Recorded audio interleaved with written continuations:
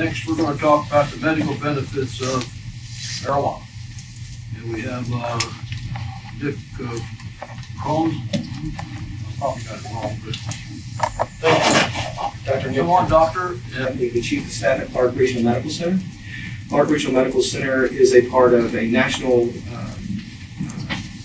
group of hospitals called LifePoint. We are affiliated with Duke University. Our hospital has been named the top performer in Clark for this past year in terms of Medicare, and I have, in addition to writing the peer review programs there, I currently serve or have served as chairman of the Quality Committee, chairman of the Department of Medicine, and participate as the chief of staff there now. In Kentucky, I sat on the Kentucky Arts Council. I have worked with arts organizations, the National Endowment for the Arts. I sit on the International Society for Art and Healthcare, and continued philanthropy work. What brings me here today is to speak on medical marijuana, and I wanted to start off with the angst or the difficulty of having experienced what it's like not to have medicine. As far as the medical community goes, as you may know, I'm going to not kill you with studies today, but I will touch upon, I think, some very salient studies that empower us as physicians and empower me today to speak to medical marijuana rationally. The literature, if you look at what the international physician attitudes are based upon surveys and polling, 75% of the world's physicians advocate for medical marijuana. 70% of the physicians in the United States, according to AMA polls, WebMD polls, posted polls will tell you the same thing. So if physicians are lieutenants when it comes to controversial or new treatment protocols, I think that those are the people we need to look to interpret the medicine.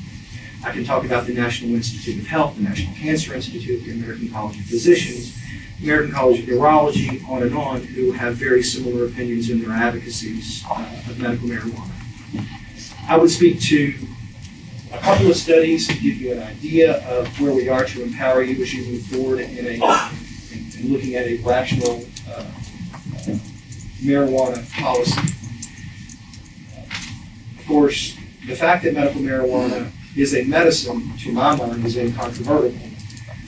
I think that if you look at the current research, where it's going, including the two major compounds of marijuana, THC and cannabinol, which are the newer compounds that have the most promise to us, I think that to not move forward in a rational and meaningful way is a willful disregard of the medical literature.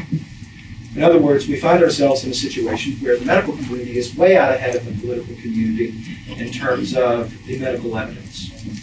While there is contradictory and sometimes confusing evidence, we're used to that in medicine because that's the way that we come upon the standard of care.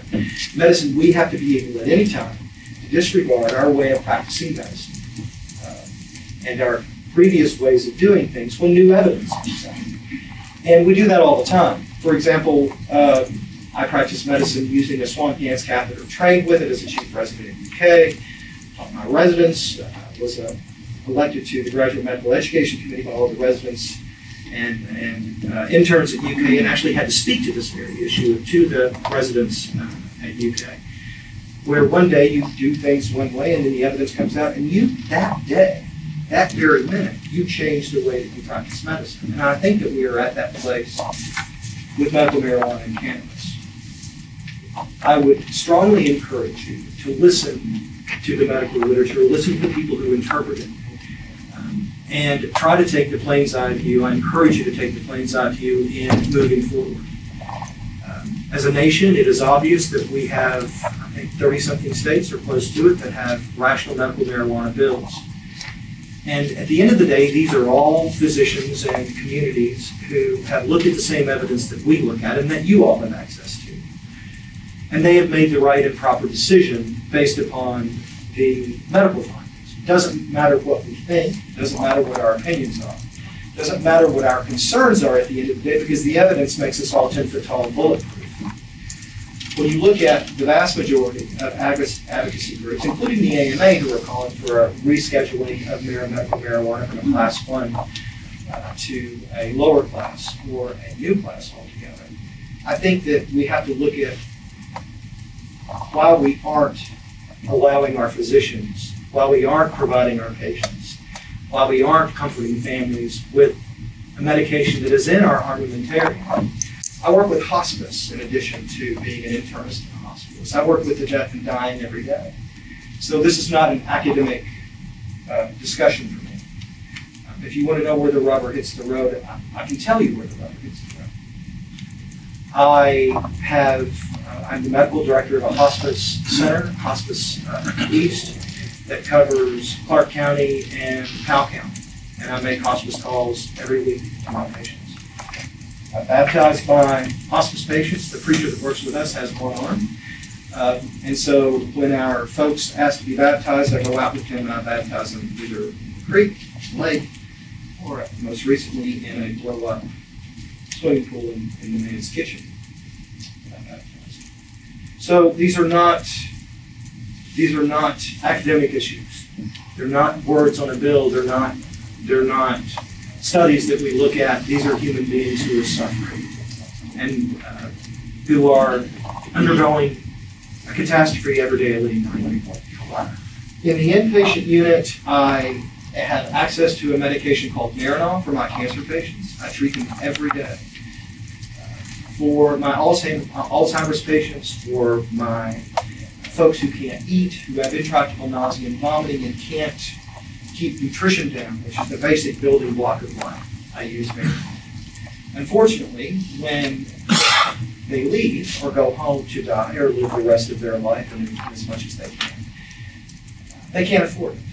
It is an extremely expensive medication, controlled by Big Pharma, and approved by the FDA. So when they ask me how they can help their nephew that has pediatric lymphoma, or their father who has lung cancer, or their brother who has colon cancer, why I can't help, why the state can't answer. What I can do is come to this committee meeting and on their behalf make a plea to your better natures. This isn't easy for any of us. Well, Mr. Chairman, let me answer your question. Oh, I'm sorry. If you'll excuse me. Sure. Mr. Chairman, may I ask a question, please? Hold on just a minute. We're going to have to pull this together. We're running out of time. Yes. Well, here's the statement, Doctor, that was made. The evidence is incontrovertible. The evidence on medical marijuana is incontrovertible. You almost have to willfully want to disregard scientific data. It's medicine all over the world. Why, if the numbers you're telling me from the AMA are so high on doctors say that cannabis is medicine, why don't the doctors come forward more readily? Why don't we see doctors up here? We talk to a lot of doctors that do tell us that. Why don't we see them in front of this committee speaking about the benefits of cannabis as medicine? It's a very good point, and thank you for the question. I think that the same could be asked of my father when he took the crowbar and prized the payphone. Well, because it's a crime. And this body has the luxury that my father did not. You have the ability to make it not a crime. And why don't doctors come forward? Because we're afraid. We are advocating for something that up until now has never been conceived of or even considered a medicine. Unfortunately, the general population and our patients, it is still seen as a drug of abuse, as opposed to a medicine that, read the National Institute of Health Studies and a host of others from around the world, they actually hold the key to unlocking diabetes or stroke recovery with neuroplasticity of the brain. Also, when you look at obesity rates here in the state of Kentucky, it actually, we're finding, regulates how the body deals with carbohydrates. So you're looking at possible cures or treatments for diabetes mellitus. And the fact that we are hamstrung legally with the remnants of this just inaccurate, antiquated, scientific view of what cannabis is and what it's not, it makes us afraid, especially in a state that just has a series of very necessary laws, but some would consider to be draconian, but have completely realigned the way that we treat pain with narcotics, for example, H1B. That completely changed the playing field about the comfort with which doctors practice medicine. Because, again, it's the same the same thing as my father.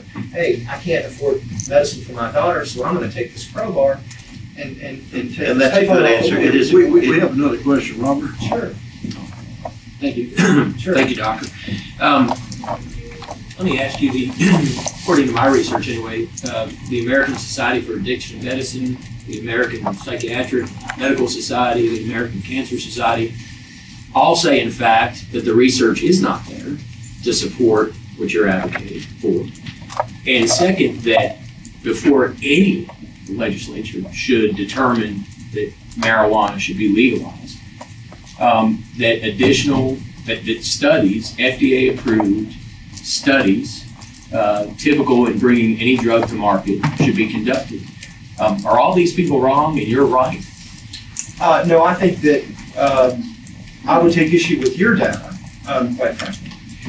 Well, I mean, I have their position statements. Well, and of course I have, and again, this is, and I respect that, but I hope that you would respect that I have 20 position papers from 20 equally respectful groups who would say the exact opposite, and I'm used to that. More respected than the American Cancer Society? Well, that's what you're saying about the National Cancer Society is actually in opposition with the National Cancer Institute. National Cancer Institute, as I'm sure you know, is a subsidiary of the National Institute of Health government. And what they advocate for is clinical research to see if there are compounds within the cannabis that could be helpful.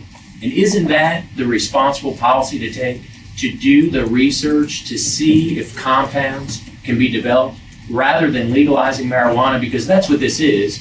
Unless you can tell me a definition that is different between medical marijuana and marijuana, I think they're one and the same thing, are they not? No. In preparation, if I could finish, in preparation, in regulation, in prescription, and basically overall management, they're not the same. Well, how are we going to, Doctor, okay. Let me ask you, how are we going to do those things without the research that tells us what the proper dosage is, what the length of treatment should be, what the indications are, what the contraindications are? How are you going to prescribe without the studies to support your medical decision? We have those studies. We don't. Yeah, are you a physician, sir? Can I ask? Well, I can tell you I can read. Well, okay. And I can tell you that. I can tell you that. I just listed all these groups that have said, do the research. Okay. Yes, okay. As a physician, no more than if I asked you, an attorney, for example, or a lawmaker, what 100 constitutional attorneys thought about a particular amendment, I'm sure that you would get disagreement. Would you agree with that? Yes, but we have a process. No, we have a process in this country for bringing a drug to market. And my question to you is, why shouldn't we follow that same process? Why should we call marijuana medical marijuana and create a process unlike any other drug that's been brought to market? Okay, so I'll answer that in 2 parts. As far as the evidence goes, I will use an easy analogy because I think it's easier to understand it. If I wanted an opinion about a Kentucky state law, for example, I would ask 100 representatives and senators. And if 70 of those experts that I would consider to be expert, I would consider you to be an expert as a Kentucky legislator on Kentucky law. If I asked 100 of you all what you thought about a law, I would take your advice, okay? If you ask 100 doctors, out of every 100 doctors that you ask anywhere all over the globe, not just here in Kentucky, but anywhere across the globe, and I'd be glad to send you these studies, 75 of those doctors would say it is a medicine. There is literature upon which I base my decision in my practice of medicine, because these are all lieutenants who look at these contradictory studies, including the Society of Addiction Medicine. They also look at the American College of Physicians studies, the studies out of Oxford, the studies out of Israel, that are perhaps a little better put together in the medical evidence as far as exclusion criteria and biostatistics. So if those physicians, 75, would say yes, they would take issue with you saying that it's not a medicine. So I would hope that there was an amount of trust that you would take from the medical community in toto.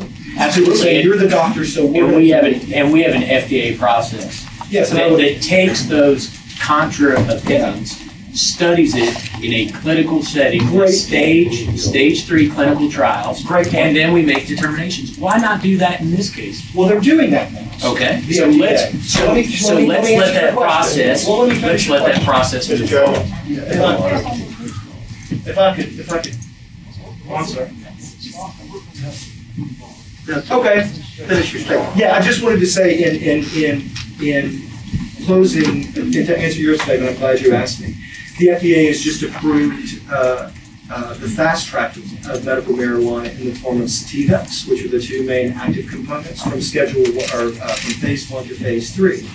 So the FDA also believes that the active components of marijuana are the medications and have actually seen to it that they are going to accelerate the process of moving these products along, based upon the evidence. And who objects to that? It sounded like you were, but No, what I'm saying is, let's follow the FDA process for bringing a drug to market, Right. not a legislative process where legislators determine that marijuana is a medicine. Let's let the FDA make that determination.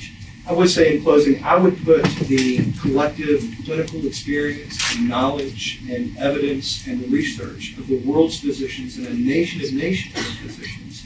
To me, that holds more weight than a group of government workers in the FDA who are not physicians, who are not clinicians, and typically have no practice experience. So from the medical standpoint, I would trust that you would look at the physicians around the world who support that other than a group of government workers who are doing the best that they can with limited knowledge. Thank you very much indeed. Fortunately, doctor, in this country, we have a process. I'm familiar with it and participate in it. And that process should be followed. Thank you all very much indeed. Representative Boyd. Or Senator Boyd. Dr. Kouns, if you would, could you come back to the table just a second? I have a question. Sure. Thank you, Mr. Chairman. I'm just curious to know, and this will help me wade through this whole decision-making process, but have you ever used marijuana recreationally? Have I? Yes. Yes, I have. Okay. Did that impair in any way your ability to drive a car or to function in the professional way that you needed to function, or what were the results of that? I giggled and ate a sheet cake. Basically, look, to answer your question with the gravitas and seriousness that it deserves, when you look at drugs that have been approved by the FDA that we are trying to use less of, I think to compare the addiction potential of marijuana with the addiction potential of OxyContin or oxycodone or Lortab is obscene. I think that the addiction potential there for marijuana and the fears of bringing medical marijuana to market are to a great degree unfounded. To me, has it caused me to, would I drive a car? No. When I smoke marijuana, I will tell you that I've never treated an auto accident in the emergency department when I worked there or in my career of medicine, and I treat thousands of patients a year. I've never treated a patient from a marijuana overdose or any ill outcome of marijuana. Not to say that they aren't there, but someone who practices medicine every day, who has in Miami, who has in across the world, in addition to Kentucky and rural Kentucky, I think that there has to be an amount of common sense here. And I task you to find any physician who will come up here and say in the state of Kentucky that they've treated a serious outcome of medical ailment attributable directly to marijuana. So this is a medication whose safety profile is above reproach. You're just going to have to believe it. It is truly above reproach. And the only way that you're going to get killed by marijuana is a bailout that drops out of an airplane. Thanks. Thank you very much. Thank you, Mr. Chairman. Thank you very much. Representative Moore. Thank you, Mr. Chairman. Doctor, please stay for a moment. Doctor, would you advocate the legalization, or would you advocate smoking just as a general health policy? I think that there are better alternatives. I think that whole leaf marijuana is. No, I'm not talking about smoking marijuana. I'm talking about smoking in general. Another health issue that we discuss from time to time in this committee and in the General Assembly. About what I think about smoking. That's bad for you.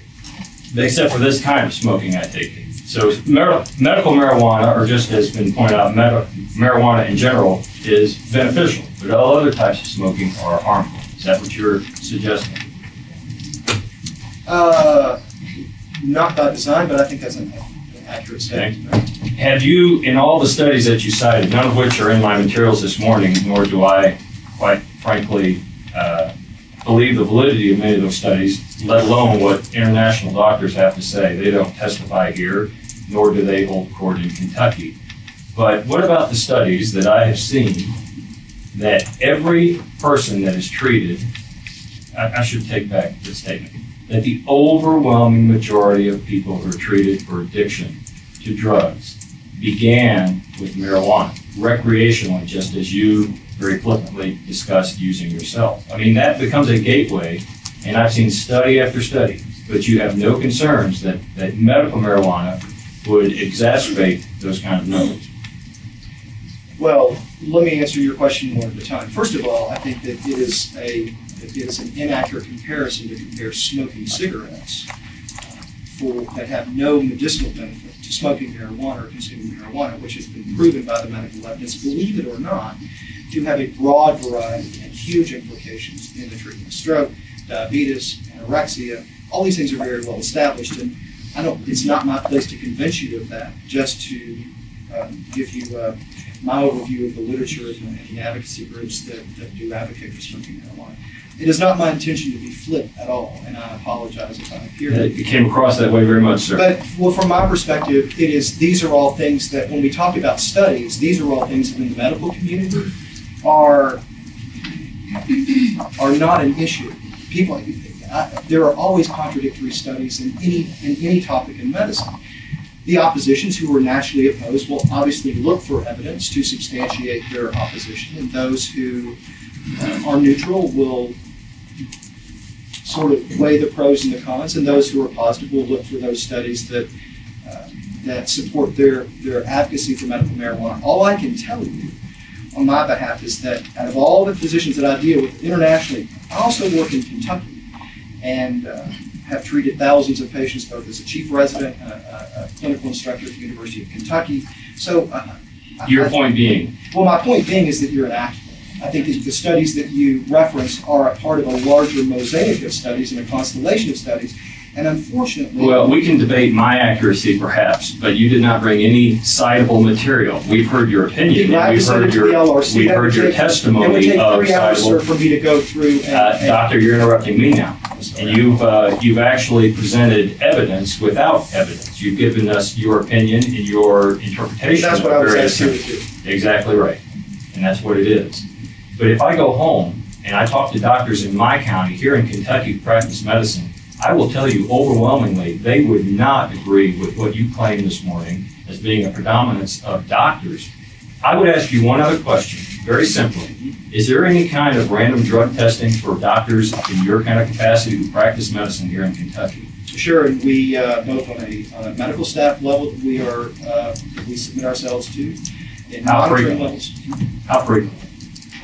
Based upon the indications or lack of indications. Well, based on your testimony this morning, I hope it accelerates in terms of random testing. We've heard about random testing to go into people's homes this morning, but let me tell you, as a commercial pilot, I am random tested for drugs, and I know that there's someone else supposedly that's going to testify to this effect. Does anybody in here have any desire to get on a commercial airliner flown by a pilot who has recreationally or medically used marijuana within the last 24 hours? I cannot imagine, and that is why those people are eliminated from the pilot pool very quickly. I hope that any doctor who testifies that he uses marijuana recreationally... I did not testify that, so that was a comment. No, sir, that's what you commented. No, I did not. I would like to know that from any doctor I'm going to go see. This is why most doctors are afraid. Sir, I'm still speaking. I will... I refuse, sir, to let you I would like to know that of any doctor I go to, because I will not... Can I say that we didn't spend this much time on child fatality for crying out loud?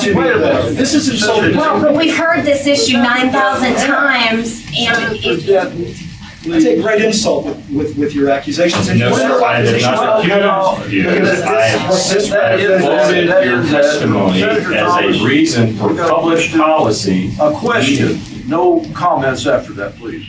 Thank you. You want me to state a question, Chairman? But How this works, if they don't like what you say, they just go on to the next person. You have to figure it out. okay, then you don't have a question, Senator? See, Thank you, Representative Burch. the thing is, we're here to ask questions and get answers. We're not here to go into debate or how you feel about an issue, or how I feel about an issue. The doctor came here to give an opinion about marijuana. And several people here on the panel have voiced their opinions, not anything that's taken back up by documentation or anything else, is what I've observed. So what's the difference between him voicing his opinion and we voice our opinion? Senator, nobody's recognized you. One is, Doesn't matter if I found that out over the last several years. just ask, just like I asked you to be able to talk. They don't jump in here and say something to them. It's hard enough running a meeting like this. Okay, there's no more questions. Thank you, Senator. Thank you, Chairman Burch, and thank you, Chairwoman Pitt. I just want to follow up on a request I made to this body 3 months ago, mid-July. At that meeting, I think the record will indicate that I requested of this committee that we go back to the University of Kentucky, the University of Louisville, the two institutions that we approved in the 2014 legislative session to provide limited use of cannabidiol for research purposes, and see what their studies or what their research has shown to this point. I think that goes directly to the concerns expressed by my colleague, Representative Benuti, about doing the research. I think he's right about looking into research. We should have some limited research here in Kentucky. I'd like to see what that has provided and take a look at that. As my colleagues in the Senate well know, I'm very much a believer in facts. I think it's interesting that the facts now show, as of today, and this is for the broad public, that you have 23 states here in the United States that is authorized medical marijuana, including the District of Columbia. So I guess the question before us, being one of the 27 states that do not allow, is what is it going to take for us to be convinced, of its usefulness? I think that's where we are today. I still like to have that research, get that research from the University of Louisville and the University of Kentucky, and then see what they have said up to this point. Good point. Very good. Okay, thank you, Doctor, for appearing here today. Thank you all very much. And thank the members for their questions.